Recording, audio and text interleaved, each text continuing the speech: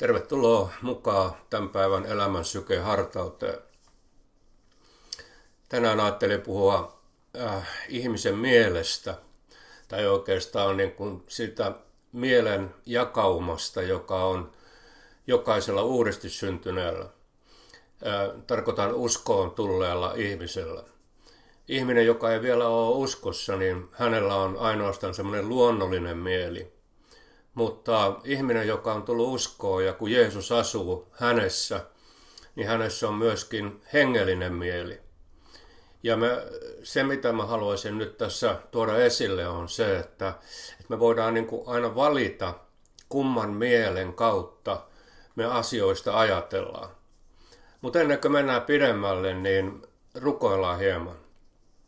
Rakas taivaallinen Isä, sinun edessäsi me halutaan olla. Ja me pyydetään, että valaiset meidän ymmärryksen tämän mielen asian suhteen. Ja tee meille, Herra, selväksi se, että mistä tässä asiassa on kysymys. Ja auta meitä ajattelemaan yhdessä aina sinun kanssasi. Sinun nimessäsi me rukoillaan, että siunaat tämän hetken. Amen. Joo, todellakin niin mulla on raamattuni auki tässä Roomalaiskirjeen 8. luvusta ja haluaisin tuosta pari jaetta lukea, nimittäin jakeet 5 ja 6.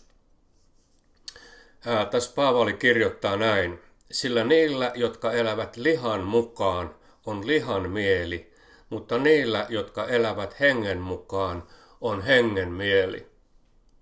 Ja sitten vielä jae 6. Sillä lihan mieli on kuolema, mutta hengen mieli on elämä ja rauha.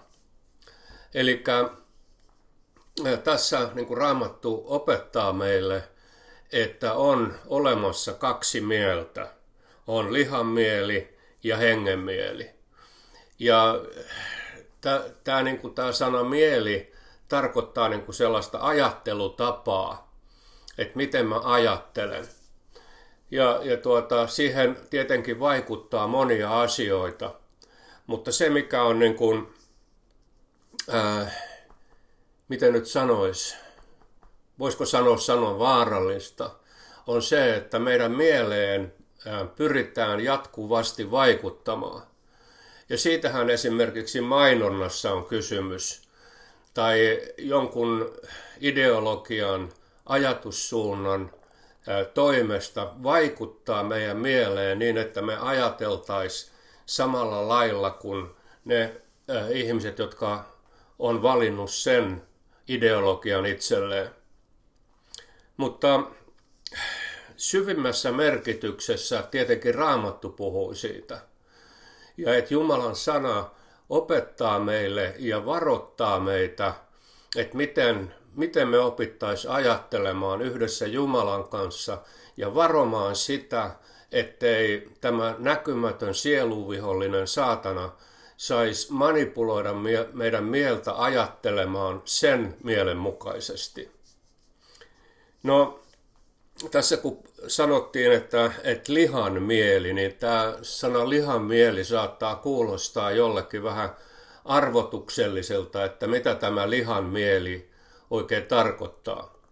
Tämmöistä sanaa kuin liha, niin me ajatellaan heti jonkun kaupan lihatiskiä, mutta se sana liha Raamatussa niin on semmoinen yleisnimitys ihmiselle, ihmiskunnalle. Ja tässäkin niin kun puhutaan lihan mielestä, niin siinä on semmoinen yleiskuva siitä, että miten ihmiset yleensä ajattelee, miten luonnollinen ihminen ajattelee. Ja sitten taas hengenmieli on se, että kun ihminen on vastaanottanut Jumalan hengen sisimpäänsä, niin Jumalan henki vaikuttaa ihmisen ajatteluun ja hän oppii ajattelemaan yhdessä Jumalan kanssa ja tuomaan siihen sellaisen näkymättömän vaikutuspiirin, joka lähtee Jumalasta, mutta joka on kuitenkin terve ja joka on elämä. Ja niin kuin tuossa jakeessa 6 sanottiin, että lihan mieli on kuolema. Ja se tarkoittaa sitä, että tämä liha ei ota huomioon ajattelussaan Jumalaa. Ja silloin kun se ei ota ajattelussaan huomioon Jumalaa, niin siinä on semmoinen ero ihmisen ja Jumalan välillä. Ei ole välitöntä yhteyttä. Ja koska Jumala on elämä, ja jos ihminen erottautuu siitä elämästä, niin hän elää kuolemassa. Tämä on niin kuin semmoista Raamatun ajattelumallia. Ja sitä on hyvä oppia. Ja siitä on hyvä olla tietoinen. Koska luonnollisesti kun me eletään luonnollista elämää, niin siihen pyritään monella lailla vaikuttamaan. Monet varmaan meistä on jonkun mainonnan uhreja ja voidaan ajatella mielessämme, että piti tuokin ostaa, kun oli mainos niin hyvä ja eihän tällä tee yhtään mitään. Minun mieleeni on vaikutettu ja mä rupesin haluamaan sellaista, mitä mä en itse asiassa tarvinnut ollenkaan. No ehkä tämä nyt valaisee vähän tätä asiaa, mistä ollaan puhumassa. Mutta jos sen verran vielä sanotaan, että tämä hengen mieli, niin se ottaa aina Jumalan huomioon ajattelussaan. Ja se on semmoinen yliluonnollinen elementti, joka meille pyhän hengen omaavilla ihmisillä on. Ja että me päätöstä tehdessämme me voidaan kysyä Jumalalta, onko tämä hyvä päätös, onko tämä huono päätös. Jumala, auta minua tekemään oikea päätös tässä, ettei vihollinen saisi manipuloida mun mieltäni tekemään jotain sellaista, joka ei ole ensinnäkään tarpeellista ja toiseksi se voi olla jopa vahingollista minulle. Joten Jumala, auta minua. Ja silloin Jumalan henki auttaa mua tekemään oikeita päätöksiä.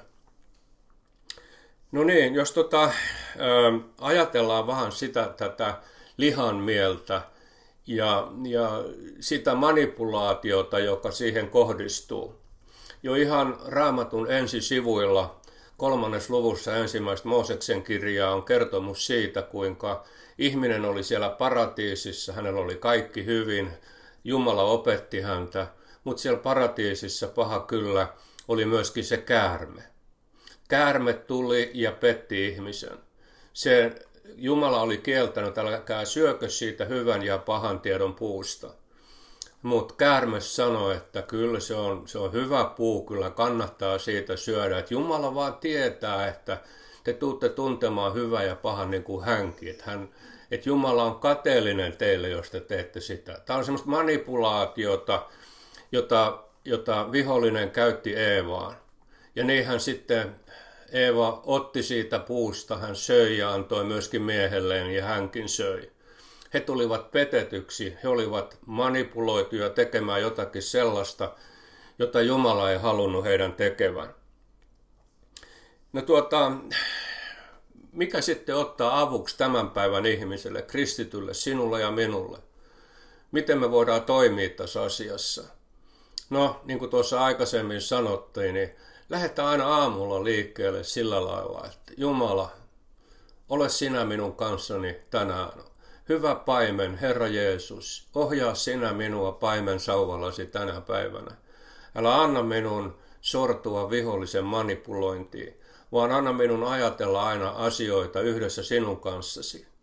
Mä luulen, että se on hyvä semmoinen alkupäivälle ja lähteä liikkeelle ja olla tavallaan semmoiset hengelliset antennit pystyssä vastaanottamaan sitä, mitä Jumala on meidän sydämeen, meidän mieleen kätkenyt, niin että se nousee meidän tietoiseen mieleen. Jumalan sanat nousee meidän tietoiseen mieleen ja me osataan enemmän objektiivisesti tehdä päätöksiä elämässämme. No Paavali kirjoittaa myöskin täällä, missä se nyt olikaan, toisen korintolaiskirjeen toinen korintolaiskirja luku 11 ja siellä jakees 3. Kun hän kirjoittaa korintolaisille, niin hän sanoo, mutta minä pelkään, että niin kuin käärme kavaluudellaan petti Eevan, niin teidän mielenne ehkä turmeltuu pois vilpittömyydestä ja puhtaudesta, joka teissä on Kristusta kohtaan.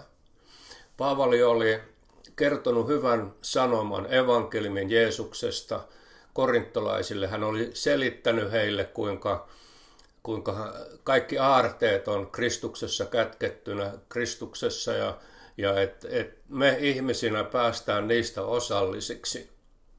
Mutta sitten sinne oli tullut ihmisiä, jotka halusi manipuloida heidän lihallista mieltään. Ja nyt Paavali sanoi, että hänellä on tämmöinen pelko sydämessä, että niin kuin käärme kavaluudellaan petti Eevan, niin samalla lailla tämä käärme pettää heidät niin, että he turmeltuu pois vilpittömyydestä ja puhtaudesta, joka heillä on Kristusta kohtaan. Ja tästä olisi toinen saarna heti perään, mutta ei mennä siihen, vaan ajatellaan sitä, että ei anneta vihollisen turmella meidän puhdasta mieltä ja vilpitöntä mieltä, koska se manipulointi on sellaista, että se heittää aina epäilyksiä. Se heittää, että välittääkö tuo ihminen minusta, oliko tuo sana Jumalalta vai vihollinen heittää tämmöisiä epäilyksiä, jolla se osaa manipuloida ihmisen mieltä ja ohjaamaan sitä. Vihollinen on ollut ihmiskunnan kanssa nämä viimeiset 6000 vuotta ja tietää varsin hyvin, että kuinka ihminen ajattelee. Ja se osaa taitavasti, älykkäästi manipuloida ihmisen mieltä ajattelemaan niin, että se turmeltuu pois Kristuksesta. Ja sehän olisi meille niin kuin sellainen tosi katastrofi, että mä en ottaisi Kristusta huomioon mun ajattelussani. Silloin mä vaipuisin masennukseen, epätoivoon. Ja mä en osaisi löytää niin kuin sitä lohtua Jumalasta. Mutta Kristuksen mieli, hengen mieli aina löytää sen lohdun ja rohkaisun Jumalan sanasta Kristuksessa.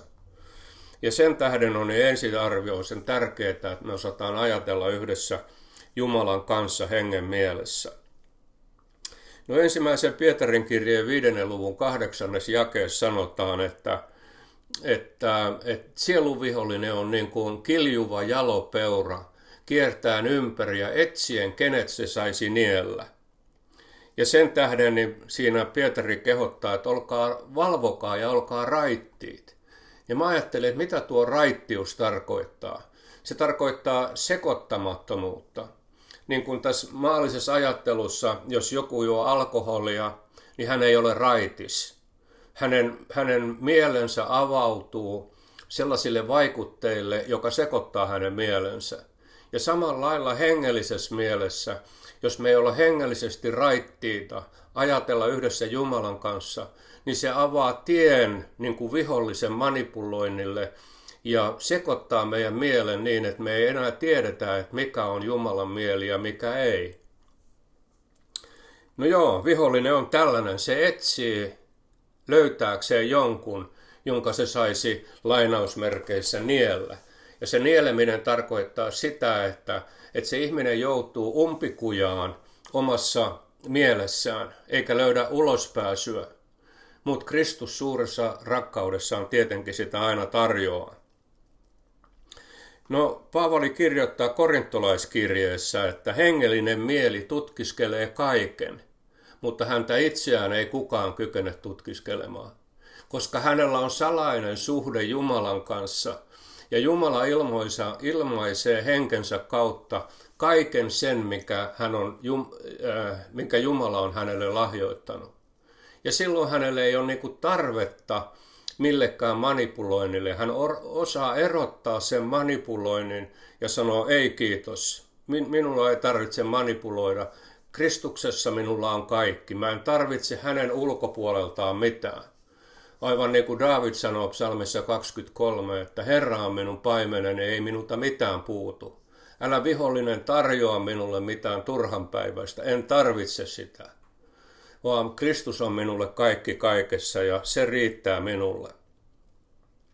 Ja edelleen Paavali sanoo, että vihollisen juonet ei ole meille tuntemattomia. Me tiedetään nämä vihollisen juonet, koska me ollaan opittu tuntemaan Herran mieli. Ja Herran mieli ilmaisee meille sen vihollisen juonen, jolla se pyrkii meitä eksyttämään ja manipuloimaan.